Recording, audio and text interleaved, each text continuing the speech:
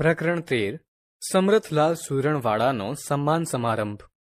વિદ્યાર્થી મિત્રો, આ વાર્તાના લેખક મધુસૂદન પારેખ છે. આ વાર્તા એક હાસ્ય કથા છે. આ વાર્તા સમરથલાલ સુરણવાડાના સન્માન સમારંભ પર આધારિત છે. આ હાસ્ય કથામાં લેખકે શાકભાજી દ્વારા હાસ્યની અનોખી રચના કરી છે. તો ચાલો વાર્તાની મજા લઈએ. શાક માર્કેટના પ્રમુખ સમરથલાલ સુરણવાડાને ગાજરની સ્પર્ધામાં સરકારી ઇનામ મળ્યું હતું. તેમણે 3.5 હાથનું ગાજર ઉગાડીને અગાઉના બધા વિક્રમો તોડી નાખ્યા હતા. શાક માર્કેટના વેપારીઓએ સમરથલાલ સુરણવાડાનું ભવ્ય સન્માન કરવાનું નક્કી કર્યું. 500 રૂપિયા ભાડું ભરીને તેમણે ભવ્ય હોલ રાખ્યો.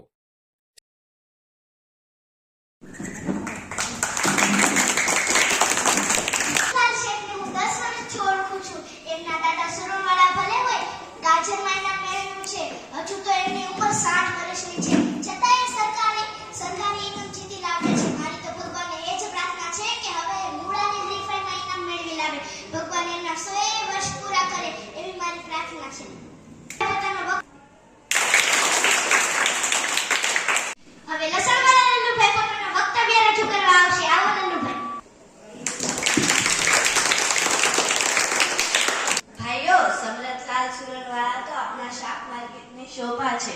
શાક સ્વાદિષ્ટ અને સુગંધીદાર બનાવવું હોય તો લસણ વિલાત ચાલે નહીં. શાક માર્કેટ પણ સુવાસિત કરવામાં શેઠ સમરથલાલ સુરણવાડાનો ફાળો છે. હું પ્રભુને પ્રાર્થના કરું છું કે સુરણવાડા શેઠને લસણની જેમ ચારે કોર ફેલાઈ જાય. હવે બટાકાવાળા બકુલાલ પોતાનું વક્તવ્ય રજૂ કરવા આવશે.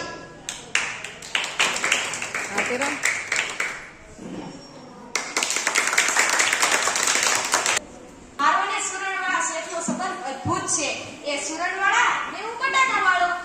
અમે બંને ફરાળી. શેઠનો સ્વભાવ મને બટેકા જેવો લાગ્યો છે. મોટા વેપારીથી માંડીને રેકડીવાળા સાથે, પોલીસ જમાદારથી માંડીને ફોજદાર સાથે, અરે પ્રધાનથી માંડીને પટાવાળા સાથે એ તરત મિક્સ થઈ જાય. બટાકા જેમ રીંગણ સાથે, દૂધી સાથે, કારેલા, શકરિયા, અરે ટમેટા ને વટાણા સાથે મિક્સ થઈ જાય છે. તેમ આપણા સુરણવાળા શેઠ પણ બટાકાની માફક મળતાવડા છે. બીજું મારે કહેવાનું કે જેમ બધા શાકમાં બટાકો બધાનો માનીતો છે, મહિલાઓને બટાકા ભાવે, પુરુષોને તો ભાવે જ ને, છોકરાઓ તો હોશે હોશે માળે. એ રીતે સુરણવાળા શેઠ પણ બધાના માનીતા છે. કોથમીર વેચનારી બાઈ 5-10 રૂપિયાની ભીડ પડી હોય તો શેઠ પાસે આવે. માર્કેટના ચૂડાવાળા લગ્ન માટે મોન જોતી હોય તોય સુરણવાળા શેઠ તૈયાર જ હોય. કોઈ વેપારી નાના ભીડમાં ફસાયો હોય તોય સુરણવાળા તેને સહાય કરે. એટલે જ હું કહું છું કે જેમ બટાકો સૌનો પ્રિય છે તેમ આપણા સુરણવાળા શેઠ પણ બધાના પ્રિય છે. આ વખતે તો તેમણે ગાજરમાં ઇનામ મેળવ્યું. હું સુરણવાળાને અપીલ કરું છું કે હવે 2 મણનો બટાકો ઉગાડીને તે બીજું ધરખમ ઇનામ જીતી લાવે. હવે ડુંગળીવાળા ડાયાભાઈ પોતાનું વક્તવ્ય રજૂ કરવા આવશે. આવો ડાયાભાઈ.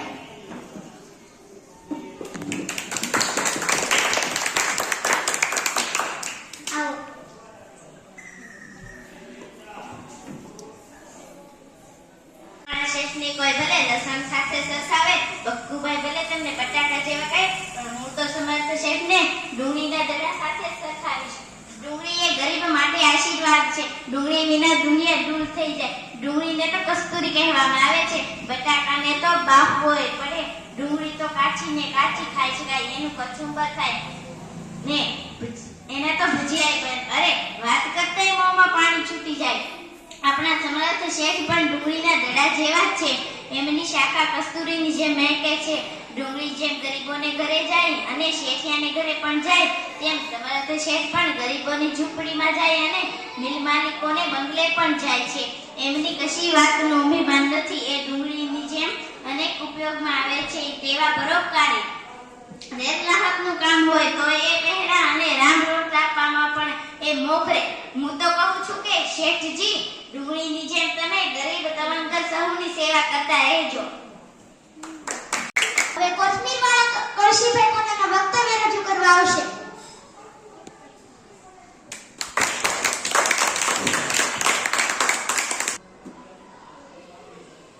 શાકભાજીવાળા વેજીટેબલ ભાઈઓ શેઠ સમરથલાલ વેજીટેબલ વેપારી જો હું તો નોન વેજીટેબલ કારણ શાક વેચતો નથી પણ આદુ મરચાં અને કોથમીર વેચવાનો ધંધો કરું છું. જુદા જુદા વેજીટેબલ ભાવે તેમને બટાકા ડુંગળી સાથે સરખાવ્યા છે પણ હું તો કહીશ કે બટાકા કે ડુંગળી કોઈ શાક દાળ કે કઢી બધા કોથમીર વિના કેવા ફિક્કા લાગે છે. કોથમીર ન વાપરે તે અક્કલના કોથમીર કહેવાય છે. શાક બધા સારા પણ મસાલો હોય તો શાક સ્વાદિષ્ટ બને છે. હું તો સુરણલાલ શેઠને કોથમીર જેવા ખાઉં છું. એ ભલે 60 વર્ષના થયા પણ લીલા કોથમીર જેવા તે હંમેશા તાજા દેખાય છે. અને કોઈ પણ કામ કરવા બધા ભલે ભેગા થાય પણ શેઠ ન હોય તો કામ ફીક્કું પડી જાય. શેઠ કામ હાથ પલ્લે એટલે કામમાં મગમગાટ આવે. બસ મારે તો એટલું જ કહેવાનું છે. શેઠ હંમેશા લીલાચમ કોથમીર જેવા સુરતલાલ શેઠ પોતાનું વક્તવ્ય રજૂ કરશે. આવો શેઠ. હું બટાકા જેવો છું કે શકરિયા જેવો કે ડુંગળી જેવો તેની મને કશી ખબર નથી. મારા ઘરમાં તો મને બધા મરચા જેવો કહે છે. હું તો સીધો સાધો શાકનો વેપારી છું. સુરણવાળા મારા દાદા. હું પોતે ગાજરવાળો છું. મારા જમાઈ જમરૂખના વેપારી છે. શાળાને શકરિયાનો વેપાર છે. અમારા આખા કુટુંબને તમે વેજીટેબલ ફેમિલી પણ કહી શકો. આપણે બધા શાકના વેપારીઓ એક સાથે કરીને પંચકુટિયા શાક જેવો સ્વાદ થયા છીએ. આપણા પરસ્પર સહકારથી જ શાકભાજી ઊંચા આવશે એવી મને આશા છે. મેં ગાજરના ઇનામ મેળવી કઈ ભેંડો નથી માંડ્યો પણ હવે 1.25 મણનું ચક્કરી ઉગાડવાનો પ્રયત્ન છે. પ્રભુની ઈચ્છા તમારા બધાનો ખૂબ આભારી છું. આભાર પકુલાલ.